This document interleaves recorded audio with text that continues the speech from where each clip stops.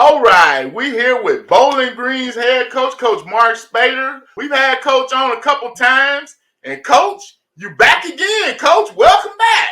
Thanks. This is like the highlight of championship week as far as the media goes, is to sit down and talk with you guys. So here we are again. Now, Coach, I'm gonna tell you what. Congratulations again, back to back. Man, impressive first half last year. You had a great Douglas team on the ropes. I think we just woke up the beast, is what we did. But y'all did. You had a great game plan on defense for shutting their passing game down in the running game. Deuce was loose. Like I said, most impressive performance I've seen in the state championship game that first half. Again, my two questions. One, how do you bounce back from that? Well, you obviously bounce back. You back in the state championship game. But what did you learn from that loss? And then how special a talent is that young man at quarterback for you? Well, I'll tackle that last question first. He's a pretty special kid, let me tell you. And I was saying before we came on here, he's a good person too. He's a good student. He's a good person. And when you have that and then you're as talented as he is, those are kids that, you can't get enough of them. So I'm so glad he's on our team, and I'm so glad he's just a junior. We get another year with him. But, he's starting to open up some eyes with the recruiters. And, he's still got some growing to do. He's still maturing. He doesn't have any body hair on him or anything. I think he's going to grow taller and he's going to get bigger. He's been working hard on his strength and nutrition. So, once again, he makes us go, and he's highly intelligent and takes care of business with us as well. All right, the flip side of that, how do we get back? We're at Bowling Green High. The expectations are high every year. We go to work. We want to go to the state championship every year, and of course we don't. I mean, it's the 13th time we've been playing since 1925, but that's the expectation. And a lot of people assume when we walked off the field last year with all those skill kids coming back, yeah, you'll be back up here. But we had to replace 4 offensive linemen and 8 guys on defense, and that showed at the first of the year. I mean, we gave up 700 yards of offense to Lexington Christian in our first game in a shootout. So I don't think anybody expected us to get up to Kroger Field off that game. But, a testament to our offensive and defensive coaches and our players. We have grinded through the season, the ups and downs that always come, and I'm so proud of this group. It's another great year in the locker room. It's a great group of kids to work with. And through the playoffs here, they've been so much fun to watch. We've come out of the gate each game and gotten on people. And, we celebrate as a team getting after it. So I'm praying we have another great week of practice and we could show out at Kroger Field and show the rest of the state what we're doing here. All right, Coach. Now, the first year we got you on the interview, it was your first time coming to the state championship as the head coach of Bowling Green. You had talked about, kind of like the law that the program had with them switching coaches and you kind of feeling your way in as the head coach. Coach, you seem to have settled in pretty good, Coach. Yeah, we've put together a good staff and we've kind of found our groove here.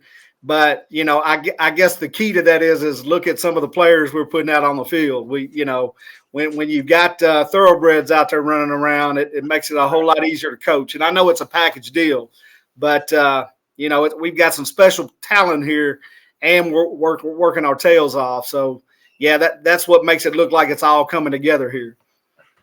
Now, you spoke a little bit about your schedule, which is a tough schedule, especially starting out. Part number 1 and 2A most of the year around it was LCA. Then like I said, it was a barn burner there. Then you play Bryan Station, 6A state championship representative on the other side. I can go on and on about the schedule. So is it hard for you to schedule these games, and that's why you go out and take such points on? We try to weigh it out.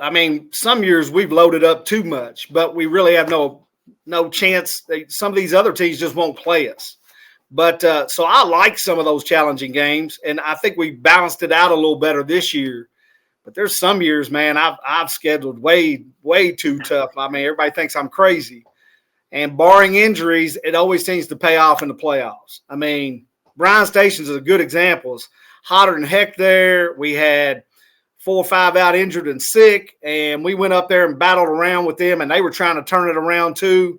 and it came down to a kick at the end of the game. And, some people thought it was the end of the world, but I'm like, those are the games you want to be in. I mean, that's how you win playoff games. So, as long as we don't get beat up too bad, I like playing the St. X's of the world and some of those tougher teams we play. I just think it's really important. Now, this year, you got a relatively newcomer, I think, to the championship scene with Cooper. They kind of shocked everybody, upsetting the Highlands. That's a dangerous kind of team. How do you take this game going into this game, Coach? Well, I know in our building with our coaches, as we've looked at the playoffs, and, we love high school football too, I really didn't think any of those games were upsets. We had seen them on film. I felt like they'd give Scott County everything they wanted, and they did. Southwestern, we had played them in the playoffs last year. So they have our attention and respect, but that doesn't really surprise us. And I didn't think the Highlands game would be as low scoring as it was, but I felt like Cooper had a great shot of beating them. And they've got good players, and they're well coached, and they're tough as heck. They're a Northern Kentucky team. And whether it was Cooper or Highlands, you're going to get the same brand of football. So they've got our attention. Our kids are going to go to work. They're going to step on the field and expect a great team playing at their best, because that's, they're as happy with their playoff run as we are. So should be a great matchup. We know the names, we know the Deuce Baileys and the Trev Butlers. Barber. Give us a kid that, you think that unsung hero guy that, you really lean on and makes a lot of plays that we don't hear about. Well, we've got two guys on defense. Our defense has kind of pulled it together here late, and I gave up calling defense this year. So I got a defensive coordinator that's been on our staff, Alex Strode, and he's kind of modernizing what we do, new scheme, move some players around. And we got a couple kids, and Grayson Newman, who's a junior, and Jordan Green, who's an undersized senior on our defensive line, and they make us go. I mean, they're heart and soul of our defense. And we have learned to fly around and play Bowling Green Purple's defense again this year. And I think that's going to be a big factor in this game, because, we've got to make some stops against their offense, which is really tough. And those are two kids that I love, and I love how they go about their business. They're old school kind of kids. I call them foxhole kids. When the crap hits the fan, you want them with you. And I think those are two guys that are going to show out Saturday and give us a chance, because we got to get our offense as many touches as we can, because they're so explosive. So, the key is getting them off the field, and those are two guys that are going to lead our defense in doing that. What's it going to take for the Bowling Green Purples to get out of Kroger Field with the championship? And Coach, before you answer this, I noticed he didn't say what's it going to take for us, what we have to do to win. And let you know, Coach, Coach already against you already. Coach, that's all I'm going to say, Coach. He's already against you. So you in good luck. You see how he is, Coach. You see how he is. I know. That's all right. That's all right. Every year I tell you, it's how he do you every year, Coach. Every year he do you this way. That's all right. We'll see how I'm 1-1 with you guys, so let's make it 2-1. Now, I mean, it's coach speak, but we have taken care of the ball. Turnovers are killer in the playoffs. So we've taken care of the ball. We've played really good special teams. We've got a special offense. And as I already said, we got to give Deuce and those guys as many touches as they can. So the key to us is our defense has to make their offense earn everything they get. They got quarterback, they got running back. Heck, they got a defensive end that leads the state in sacks. That's also their second leading receiver. I mean, he's all that. So they got their hands full on defense, but that to me is the key marquee matchup of the game, is our defense versus their offense. And if we can do what I think we can do, we're going to give ourselves a chance. That's all you heard him, Coach. That's all we need, Coach. We gonna be all right. Coach, I got you, Coach. I got you. I'm Purple Pride.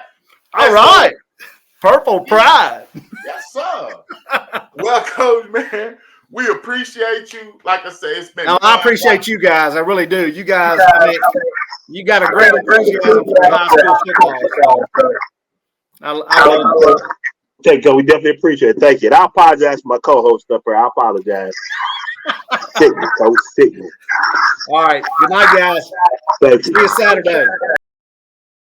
What's going on, y'all? Today, we have Cooper's head coach, Coach Randy Borchers. Coach, congratulations, and how are things going? Good. We're just happy to be playing this week still. Coach, man, you got this stoic look on your face, Coach. I know you got to be excited. I know it's got to feel good.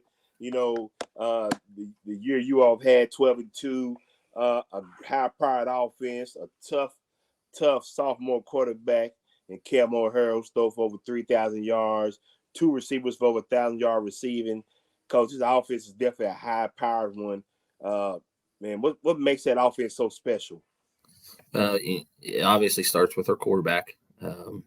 Cam O'Hara, this is his second year starting, even though he's only a sophomore. We kind of threw him into the fire last year and took some growing pains with him, but he continued to mature last year as a freshman and kind of continue that maturation this year. And he's playing really well for us right now. He's making great decisions. He's reading defenses. And the thing that we're getting out of him right now that we did not get out of him earlier in the year and last year is, when things aren't there, he's not trying to force things. He's not trying to make something happen. He's tucking the ball and taking off. And you look at his stats, he's not a kid that's rushed for 400 or 500 yards, but he's a kid that when he's getting some pressure and that he can take off. We're playing a lot of teams that are wanting to, take away the pass, and they're dropping a lot of people and it's leaving some running lanes for him. And he's done a good job of doing what, taking what the defense is giving him. Coach, RPI has done you no favors. Your team has pretty much run the gauntlet as far as 5A goes. How hard was it going through this playoff run, Coach? Well, you look at the teams we've beat the last 3 weeks and really even the first week. We had to play a Collins team that has a very talented quarterback as well and very talented team, and they're very well coached. And we at least got that game at home. And then after that, we had to go on the road for 3 weeks. We play a Scott County team that physically just beat us last year. And, they're a very difficult team to prepare for in a week. And our kids were up for that challenge.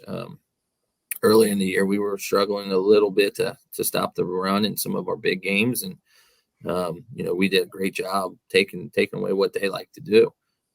So we were really happy coming out of that game because perennially, they're one of the top teams in the state. And we really respect that program, and to be able to go down there and put 49 points on the board or 48 and hold them to 21 kind of shows the character of the team we have. That's not an easy place to go play and an easy team to play. So for our kids to be able to do that, I think that was a time that we kind of looked as coaches and said, man, we got a shot at this thing. Now, Coach, you're talking about that defense and the show you put on against Scott County down there. Like I said, probably the favorite early on in the year. Very impressive win. But, Coach, I'm looking at these stats.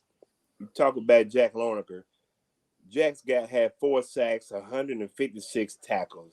Now, this has got to be a typo. The next young man behind him, Mr. Austin Alexander, Coach, 75 tackles, 7 solo, and 18 sacks. Coach, 18 sacks from one young man. Coach, that's remarkable. Yeah, and there's a reason why there's a lot of Power 5 schools looking at him. He's extremely fast off the ball. Does a tremendous job of using his hands, and he's very difficult to block. Earlier in the year, we played a little bit more of a 3-man front. We were able to bring him off the edge a little bit more, and bring him off the edge and having some of these tackles trying to block him. That's a tough feat for anyone to do. So, he's done a tremendous job. But you also mentioned the Jack Loniker, and he's kind of just the even keel guy. He's a 3-year starter for us. The last 2 years, I think he's led the state in tackles. This year, and I don't think he led the state, but he's right up there. And he just has a knack for the ball. He's that type of kid you want to coach. He's at the heart and soul of your team. He's always around the ball. He goes 100%, in practice every day, and it translates over to us on Friday night. He's the one that kind of. He commands our defense. He makes sure everything's ready to go, everything's set up, and he's a great vocal leader out there on that field for us. Now, Coach, you started this Cooper program from scratch. Kind of tell us what that journey has been like in the football-rich Northern Kentucky area. Yeah, we came into this situation, and not only were we starting a new program, but we were also trying to start a new program in a school district that already had 3 successful high schools. At that time, I think, Boone County High School had been to the semifinals a few times and went again in 2011, a few years after we were built. Ryle was in there in the state finals, I think in 2007 or 2006, a year or two before we opened up. So, and Connor, has always been consistent over there. So, we were coming into a new program with 3 schools that were already established and playing really good football. So, there was a lot of questions on if kids wanted to take that leap of faith and come to Cooper and try to be a part of building something or stay where they were and where they were already being successful. So, it took us a couple years to really get kids to want to come to Cooper and play football at Cooper. And, like any other program that starts out, you're going to have some you're going to have some growing pains. And we certainly had that, but we had a great group of kids that came in that bought into what we wanted to do. I think one of the coolest things that, when starting a new program, you're the one that gets to create every type of tradition, every type of culture that you have. So, we were able to kind of set that culture of what we expected out of our program, what we expected out of our kids from day one. And, our kids have bought into it and they continue to buy into it and it continues to improve year after year.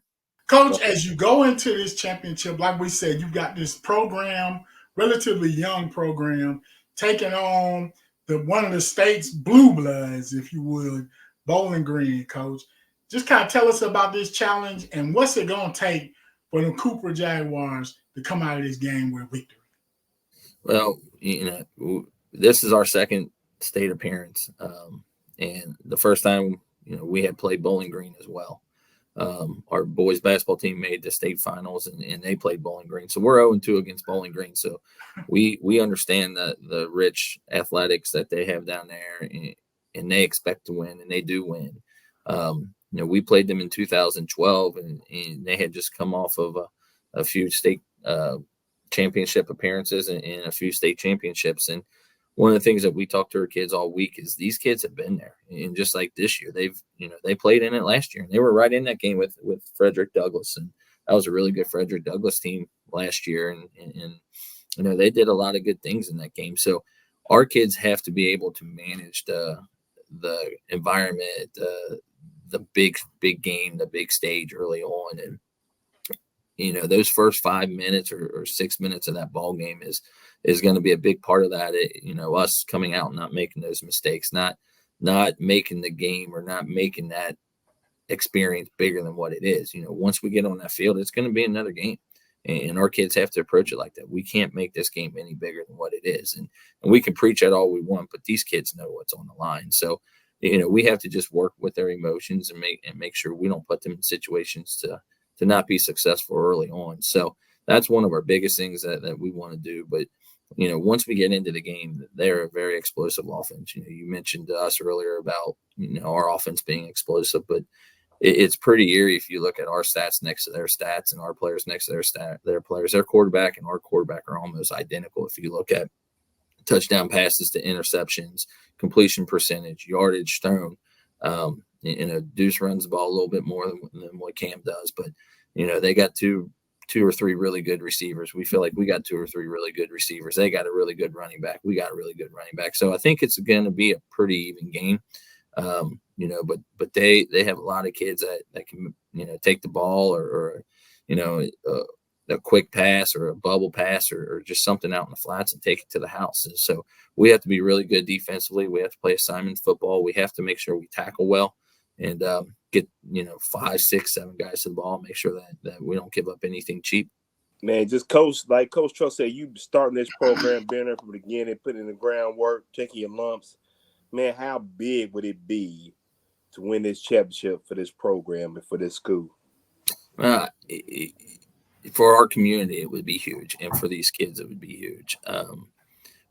We've been very fortunate that we've had a great following since day one, not just with football, but with all of our sports. And, Friday night, we went down to a very hostile environment down there in Fort Thomas. And we were, fan for fan, if not more fans, showed up down at Highlands. And that's a tough feat to do. So, we have the buy-in from our fans. We have the buy-in from our community. We have the buy-in from our businesses, and everyone's jumped on the bandwagon and everyone's excited. So, to be able to bring that home and see everybody celebrating and really getting to enjoy a state championship, outside of 3 or 4 schools up here in Northern Kentucky, it's not yearly that people get the opportunity to play in a state championship game. So, for a Boone County school or a county school in this area to be able to come home and with a state championship would be huge just for the entire Northern Kentucky community.